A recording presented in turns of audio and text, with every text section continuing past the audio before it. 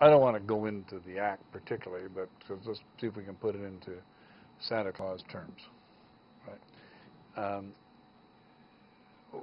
What do I have to develop now? Again, I'm going to say my remembrance of the old SRTC was that, as I know that we absolutely were told that if we were just rewriting or writing a software program to do income tax returns, which I did for 20 years, at great time and expense and all the rest of it, that even if there were 50 other software programs out there that did tax returns and I was just reinventing the wheel, if I was doing my method and my technology and my deal, I qualified for another scientific research tax credit. Is that still the case today? It's possible, David, but it's an unlikely scenario that you've laid out for me. It is a distortion for those of you who are viewing this to think that if you're duplicating what exists out there today, that you would get SR&ED money. The answer is no, you probably won't. But let me explain the nuances.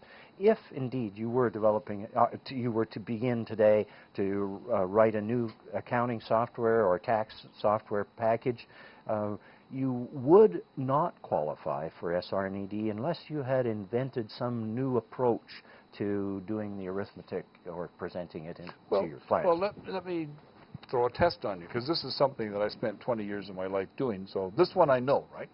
And Richard wrote a wonderful accounting program one time. My program was written in a 4GL program and runs on Linux platform. And so far as I know, there's not another Linux platform tax program that I can buy in North America. And mine still is there up to 1982, or 2002, from 83 to 2002. Would the fact that it's in a different platform, a different language, a different everything qualify? No. No? No. But that's scientific, that's research, that's developing. Well, is it? I'll question that, David. What does it mean to you to be scientific when you say that it's scientific? What does scientific mean to you? Well, scientific would mean that I'm trying to figure out a way to do something within the realms of either Bernoulli's law, Newton's law, or a mathematical progression, or something of that nature. Well, I'd ask you to think a little deeper about that, David. If the scientific method means that you're going to try things, you're going to conduct some tests and experiments to validate your ideas about whether it would work properly doing it this way or doing it in this other way.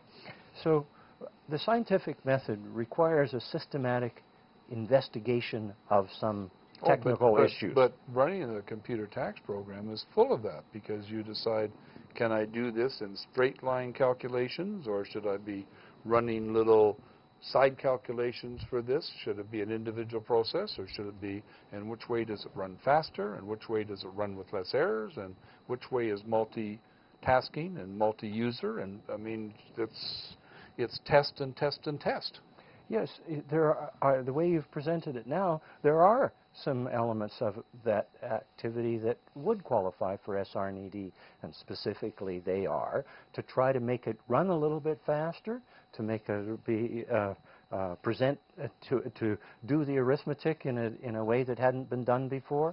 So what we need to do is take a portion of your entire budget that was spent on the technically risky things as opposed to the entire software development exercise, and carve out the expenses that were paid for your staff to try to resolve the technical difficulties that they addressed.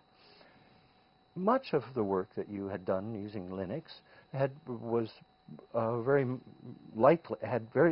likely understood by most technicians at the time. Linux people would know how to apply the software that they were using.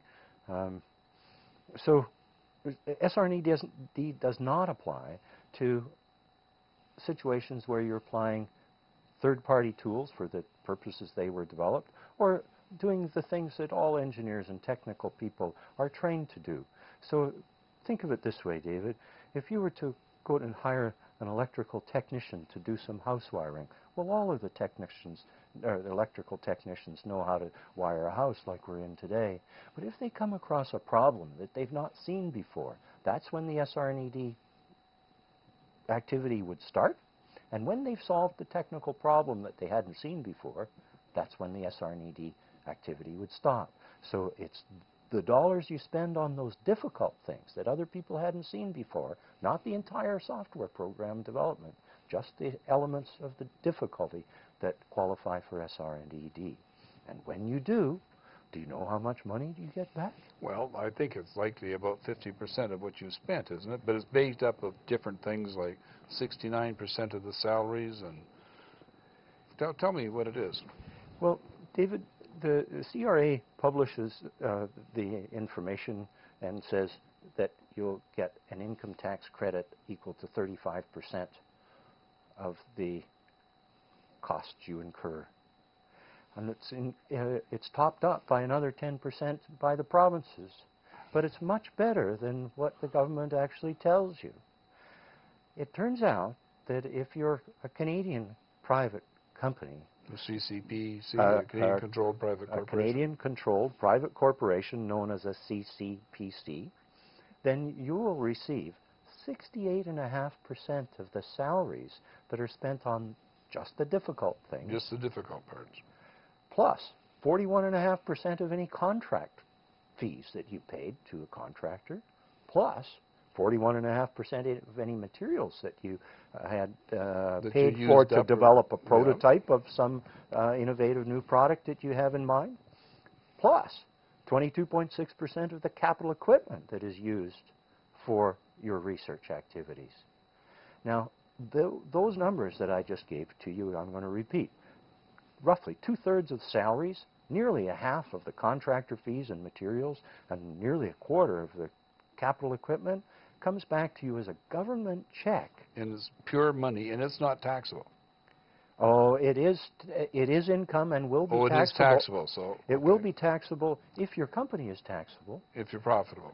But many startups are investing money at the beginning. They're not profitable, so they don't have to pay tax on this until they spend all the until they earn profits equal to the amount of money they've invested in the deal.